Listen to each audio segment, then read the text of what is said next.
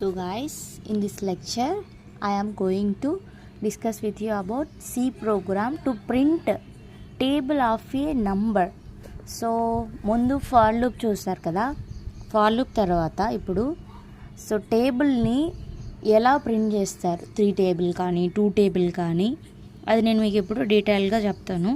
Just see what will happen. బేసికల్గా నేనైతే first program రాస్తాను నేను ఫార్ లూప్ తీసుకొని.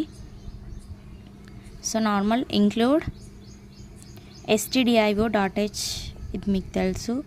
మళ్ళీ తర్వాత ఇంట్ మెయిన్ రాశాను, దాని తర్వాత ఇంట్ నంబర్ వచ్చేసి డిక్లేర్ చేశాను, అలాగే ఐని కూడా డిక్లేర్ చేశాను. ఇక్కడ చేసిన తర్వాత ఇప్పుడు ప్రింట్ఎఫ్ స్టేట్మెంట్ రాసి ఎంటర్ ఏ నంబర్, ఇప్పుడు ఒక నెంబర్ని ఎంటర్ చేయాలి కదా, దాన్ని అయితే ఇప్పుడు ఇక్కడ ఎంటర్ చేస్తాను. చేసిన తర్వాత ఇప్పుడు స్కాన్ఎఫ్ ఫంక్షన్ రాస్తాను. స్కాన్ఎఫ్ ఫంక్షన్ రాసి %d అండ్ %num. సో నేను ఇక్కడ ఇలా ఎందుకు తీసుకున్నాను, సో ఇంటీజర్ తీసుకున్నాను కదా, ఇంటీజర్ యొక్క యాక్సెస్ స్పెసిఫైర్ %d, అదైతే నేను ఇక్కడ రాశాను. దాని తర్వాత నాకు నంబర్ యొక్క అడ్రస్ వాల్యూ కావాలి కాబట్టి అడ్రస్ ఆఫ్ నమ్ అనేసి నేను ఇక్కడ రాశాను. అది కూడా మీరు ముందు వీడియోస్లో మీరు చూడొచ్చు. స్కాన్ఎఫ్ అలాగే ప్రింట్ఎఫ్ వాటి గురించి చెప్పాను. మళ్ళీ తర్వాత ఫస్ట్ స్టేట్మెంట్ రాసి i = 1, i <= 10 ++ i. సో ఇలాగ ఇప్పుడు ఈ కండిషన్ ఎందుకు రాస్తానో చెప్తాను. సో i వచ్చేసి 1కి ఫస్ట్ ఈక్వల్ చేసుకున్నాను. మళ్ళీ తర్వాత <10 వరకు నేను నంబర్స్ కావాలనేసి చేసుకున్నాను. మళ్ళీ తర్వాత ఇక్కడ ప్రీ ఇంక్రిమెంట్ ఎందుకు తీసుకున్నానంటే ఫస్ట్ వాల్యూ ఏమవుతుంది, ఇంక్రిమెంట్ అవుతుంది, ఏమవుతుంది. సో ఫస్ట్ వచ్చేసి వాల్యూ అనేది ఇంక్రిమెంట్ అవుతుంది.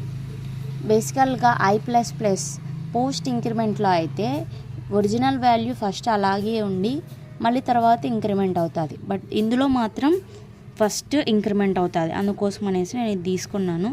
అది ఎలా వర్కౌట్ అవుతుంది అని కూడా నేను మీకు ఎక్స్ప్లెయిన్ చేస్తాను.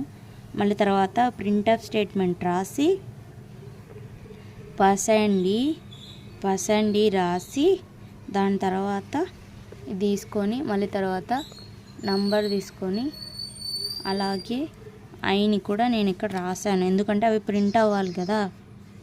దాని తర్వాత num * i రాసేసి ఇప్పుడు రిటర్న్ 0, దాని తర్వాత 0. ఇప్పుడు ఇక్కడ ఎక్స్ప్లెయిన్ చేస్తుంది చూడండి. సో ఇక్కడ వరకు అయిపోయింది కదా. ఇప్పుడు i++ ఇది ఎలా వర్కౌట్ అవుతుందో చెప్తాను.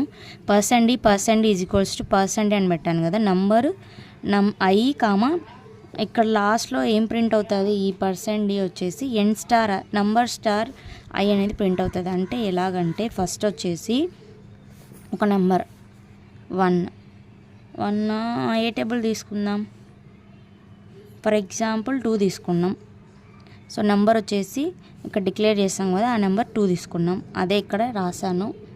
రాసిన తర్వాత ఇప్పుడు స్టార్ పెట్టాను, స్టార్ పెట్టి i వాల్యూ ఎంత, ఫస్ట్ 1 = నంబర్ * i, 2 1s 2. మళ్ళీ తర్వాత ఇప్పుడు ఇక్కడికి వెళ్తుంది. ఇక్కడికి వెళ్ళి ఇప్పుడు ఏమవుతుంది, ఇంక్రిమెంట్ అవుతుంది. ఇంక్రిమెంట్ సో 2 అవుతుంది. 2 ఇది ట్రూ కాబట్టి 2 2s 4. నెక్స్ట్ 2 ఇలాగే నంబర్ మాత్రం సేమ్ ఇదే ఉంటుంది.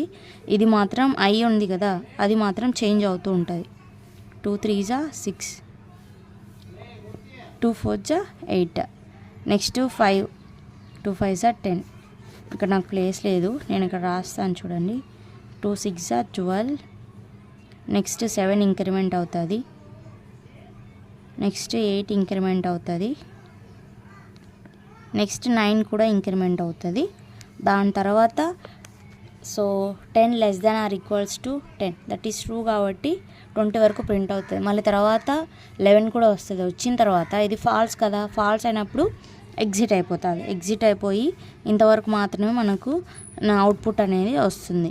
సో ఇలాగా మనకు వచ్చేసి టేబుల్ అనేది ప్రింట్ అవుతుంది. ఇక్కడ 2 టేబులే కాదు, మీరు 2 టేబులే కాకోకుండా 3 టేబుల్ 4 టేబుల్ ఏదైనా కూడా మీరు ప్రింట్ చేసుకోవచ్చు. But you have to use the values of it. So మీరు ఖచ్చితంగా వాటిని చూడండి, చెయ్యండి, ప్రాక్టీస్ చేయండి ఆన్లైన్ సి కంపైలర్లో. Then only it will come for you. So take care of it. ఓకేనా guys? Just see how you have to present. In this way only you have to present. Okay na guys, hope you guys understood. Thank you so much.